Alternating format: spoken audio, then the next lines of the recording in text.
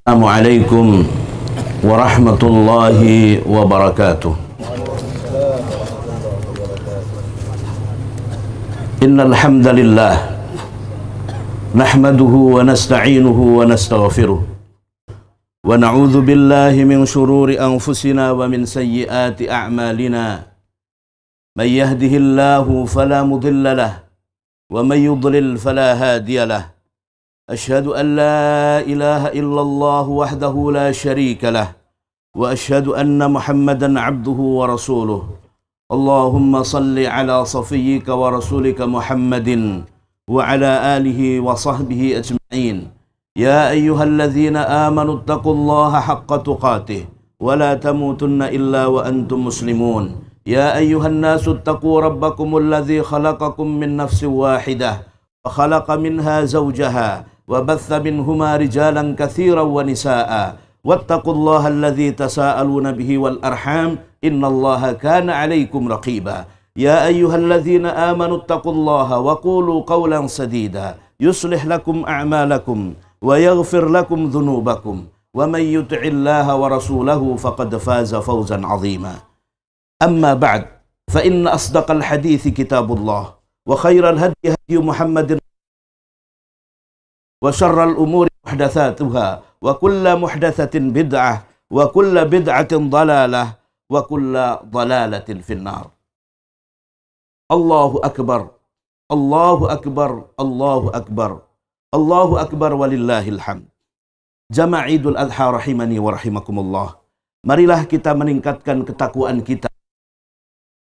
Marilah kita senantiasa berusaha untuk menjalankan semua perintah Allah dan menjauhi semua apa yang Allah larang kita. Dan inilah buah dari iman. Dan inilah takwa yang merupakan kebutuhan kita. Allah subhanahu wa ta'ala tidak membutuhkan ketakwaan kita. Allah tidak membutuhkan kepada ketaatan kita. Tetapi sesungguhnya yang membutuhkan Allah adalah kita. Ya ayyuhan nas antumul fuqara'u ilallah wallahu huwal ghaniyul hamid. Wahai manusia, sesungguhnya kalian adalah fakir. Kalian sangat membutuhkan kepada Allah. Wallahu huwal ghaniyul hamid. Sedangkan Allah adalah maha kaya dan maha terpuji. Oleh karena itu jamaah sekalian, marilah kita senantiasa berusaha untuk menjadi hamba Allah dalam arti yang sesungguhnya. Selalu menjalankan apa yang Allah perintahkan kepada kita dan senantiasa menjauhi apa yang Allah larang. Karena sesungguhnya itulah kebutuhan kita. Tidaklah satu detik kecuali kita membutuhkan Allah subhanahu wa ta'ala.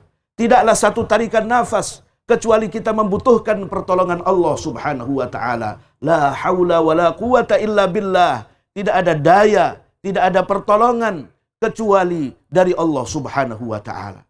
Maka kebutuhan kita kepada Allah adalah kebutuhan yang mutlak. Oleh karena itu ketaatan kita adalah merupakan mahar bagi kita untuk mendapatkan pertolongan dari Allah. Wa may yattaqillaha yaj'al lahu makhraja wa yarzuqhu min haitsu la yahtasib wa may yatawakkal 'ala Allah fahuwa hasbuh. Barang siapa yang bertakwa kepada Allah, taat kepada Allah subhanahu wa ta'ala, yaj'al lahu makhraja. Niscaya Allah akan memberikan jalan keluar, memberikan solusi setiap masalah yang dia hadapi.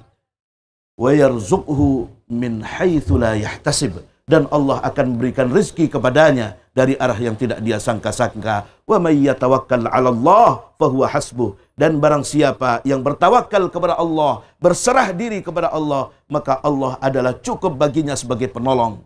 Allahu akbar, Allahu akbar, Allahu akbar walillahil hamd. Jamaah Idul Adha rahimani wa rahimakumullah. Tema Idul Adha kita di dalam khutbah yang mulia ini adalah meneladani Ibrahim alaihissalam. Allah subhanahu wa ta'ala berfirman, qad kanat lakum uswatun hasanatun fi Ibrahim walladzina ma'ah. Sungguh telah ada untuk kalian pada diri Ibrahim dan orang-orang yang bersamanya uswatun hasanah, keteladanan yang baik. Di dalam tafsir At-Tabari disebutkan walladzina ma'ah, artinya adalah para nabi yang bersama beliau. Dengan demikian bahwa seluruh nabi, seluruh rasul adalah uswatun hasanah, teladan yang baik bagi kita seluruhnya. Terutama Nabi kita Muhammad sallallahu alaihi wasallam, laqad kana lakum fi Rasulillahi uswatun hasanah. Sungguh telah ada pada diri Rasulullah sallallahu alaihi wasallam untuk kalian uswah hasanah, teladan yang baik bagi kalian seluruhnya. Jamaah Idul Adha rahimani wa rahimakumullah. Allah Subhanahu wa taala memberikan kelebihan yang banyak kepada Nabi kita Ibrahim alaihi salam yang bisa kita teladani, yang kita jadikan sebagai uswah hasanah di dalam kehidupan kita. Di dalam kesempatan yang singkat ini, kita akan mengurai secara singkat 5 keteladanan Nabi Ibrahim alaihissalam untuk kita teladani dalam kehidupan kita sehari-hari.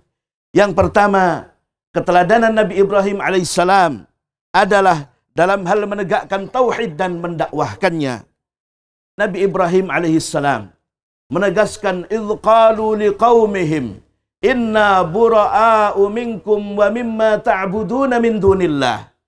Mereka, yaitu Nabi Ibrahim dan para nabi-nabi yang lain, menegaskan, inna bura'a'u minkum, sesungguhnya kami berlepas diri dari kalian, orang-orang kafir, orang-orang musyrik, wa mimma ta'buduna min dunillah, dan yang kalian sembah selain daripada Allah Subhanahu wa ta'ala. Nabi Ibrahim adalah seorang pribadi yang benar-benar muwahhid, yang mengesahkan Allah Subhanahu wa ta'ala. Jamaah sekalian, yang menghidupkan kita, yang menciptakan kita, yang mematikan kita, yang memberikan rezeki kita, yang mengatur kita dan seluruh alam semesta adalah Allah Subhanahu wa ta'ala. Maka konsekuensinya adalah kita tidak menyembah kecuali hanya kepada Allah, tidak beribadah, tidak berdoa kecuali hanya kepada Allah Subhanahu wa ta'ala. Oleh karena itu, kita harus memahami benar bahwa ini adalah merupakan tugas kita sebagai hamba Allah. Oleh karena itu, Nabi Ibrahim alaihissalam mengingkari peribadatan, mengingkari penyembahan yang dilakukan oleh kaumnya yang menyembah patung-patung. Sehingga beliau menegaskan sebagaimana yang di dalam Al-Quran disebutkan, ata'buduna ma tanhitun, wallahu khalaqakum wa ma ta'malun. Wahai kaumku, apakah kalian menyembah patung-patung yang kalian sendiri yang memahatnya? Wallahu khalaqakum wa ma ta'malun. Padahal Allah yang menciptakan kalian dan perbuatan kalian. Ini adalah dakwah Ibrahim alaihissalam kepada kaumnya untuk menegakkan tauhid, untuk hanya menyembah kepada Allah Subhanahu wa ta'ala. Karena sesungguhnya seseorang yang menyekutukan Allah, hidupnya adalah sia-sia. Hidupnya tidak ada gunanya. Mereka yang menyekutukan Allah, yang berlaku musyrik, tidak ada artinya hidupnya di dunia. Karena Allah menegaskan, la in asyrakta la yahbatanna 'amaluk wa la takunanna minal khasirin.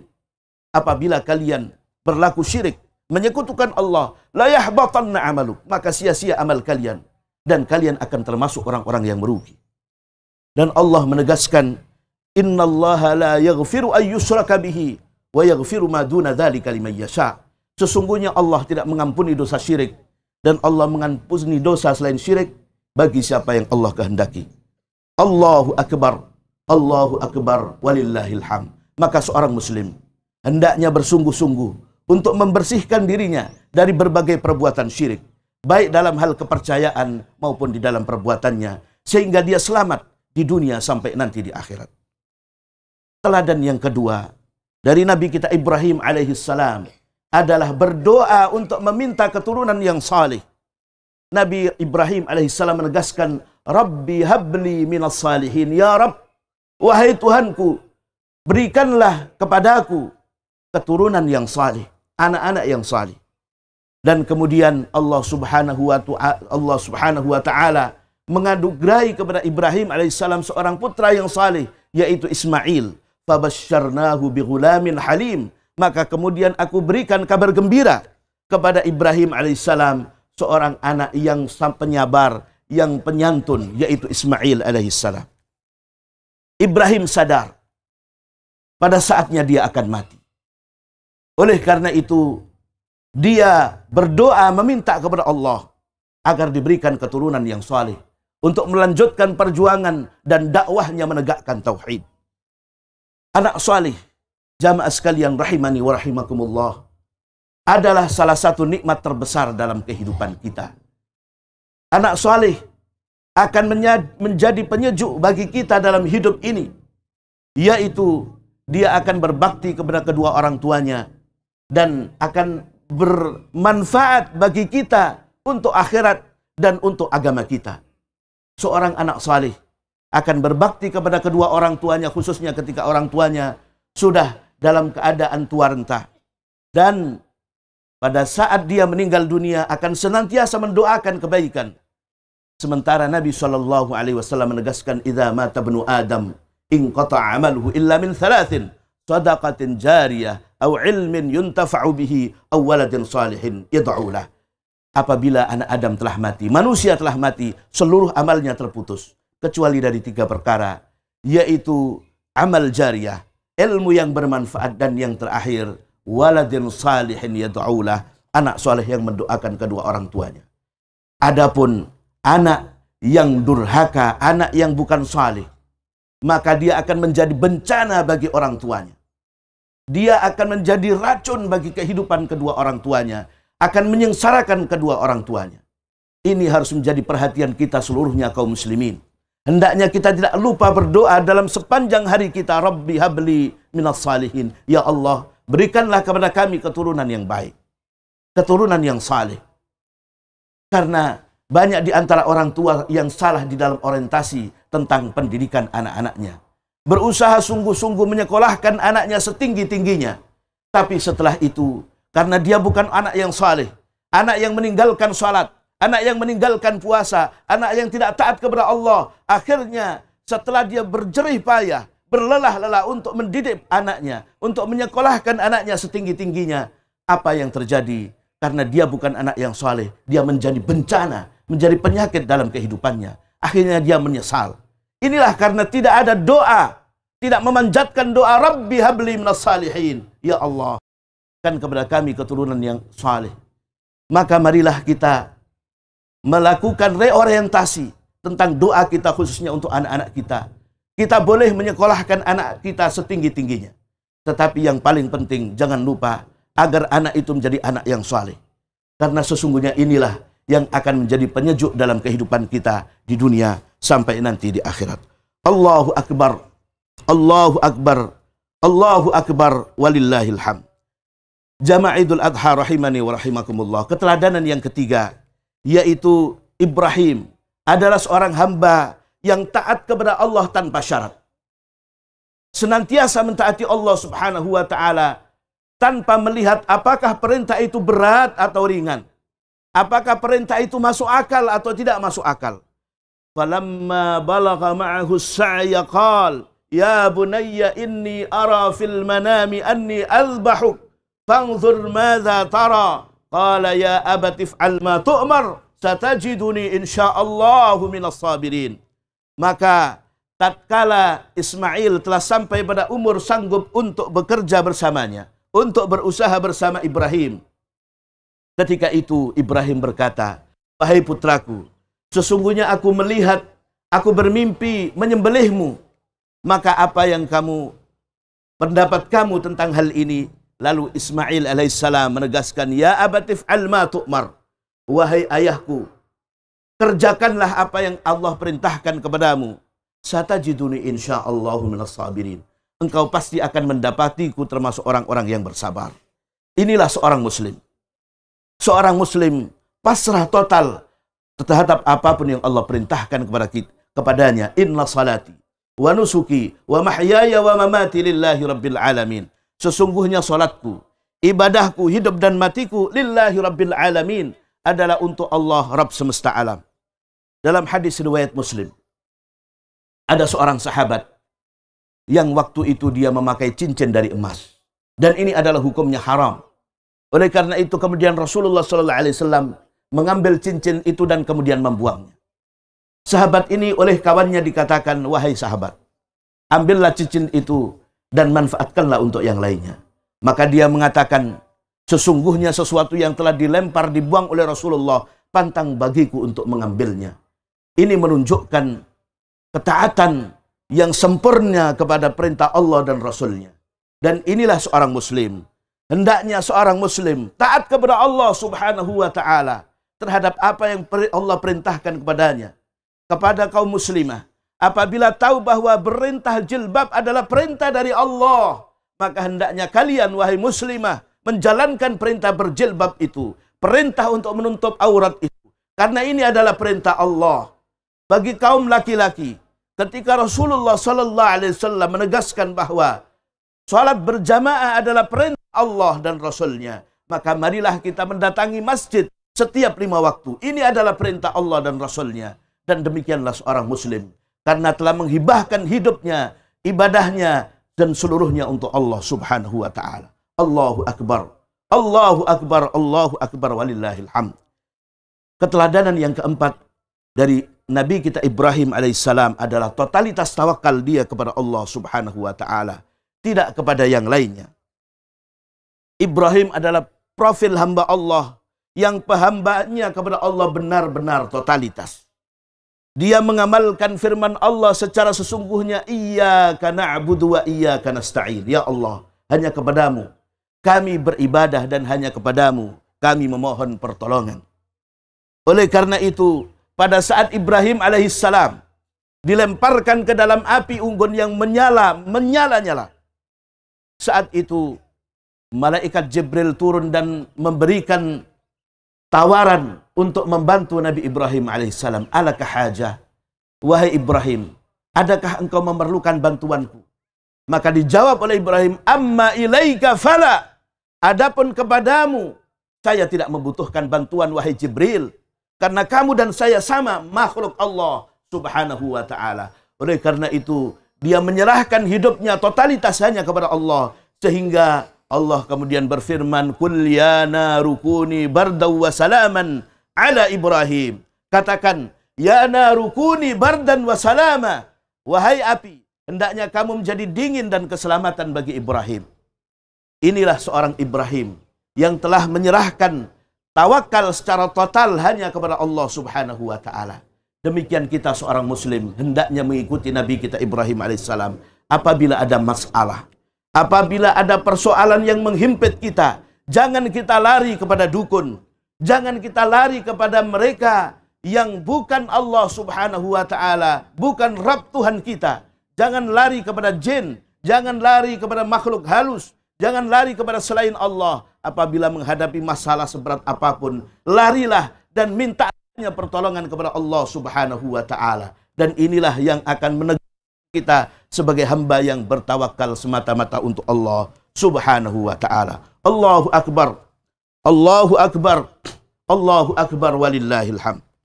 Jamaah Idul Adha rahimani wa rahimakumullah. Yang terakhir, pengorbanan Nabi Ibrahim alaihissalam untuk agama, untuk dakwah, untuk Allah seluruhnya adalah dengan segala yang dia miliki. Berkorban dengan tenaga, harta, dan nyawanya sekalian. Inilah Ibrahim alaihissalam.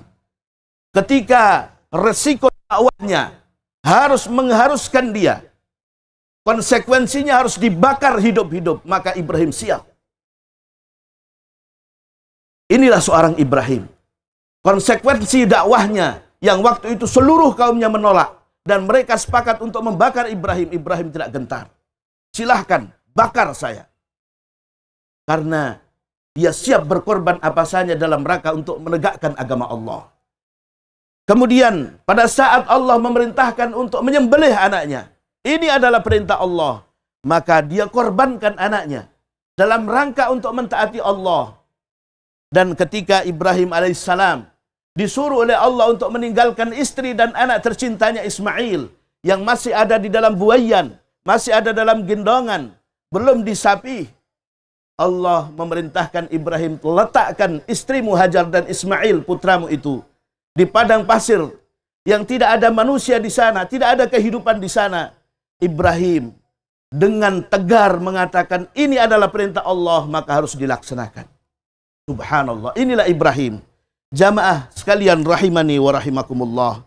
Oleh karena itu, marilah kita bertanya kepada diri kita, apa pengorbanan kita untuk mentaati Allah Subhanahu wa taala? Apa pengorbanan kita untuk menegakkan agama Allah? Untuk mendakwahkan agama Allah, apa peran kita? Karena hidup kita ini hanya ada dua. Ikut menegakkan agama Allah atau menjadi musuh bagi dakwah ini. Di dalam hadis yang diriwayatkan oleh Aisyah radhiyallahu an, dan ini ada asluhu minal Bukhari, min sahihil Bukhari. Disebutkan bahwa pada saat Ibrahim alaihissalam dimasukkan dan dilemparkan ke dalam api unggun, saat itu seluruh binatang, seluruh hewan berusaha untuk membantu Ibrahim alaihissalam, termasuk burung pipit. Seluruh makhluk, seluruh binatang, seluruh hewan ikut membantu untuk memadamkan api Ibrahim alaihissalam.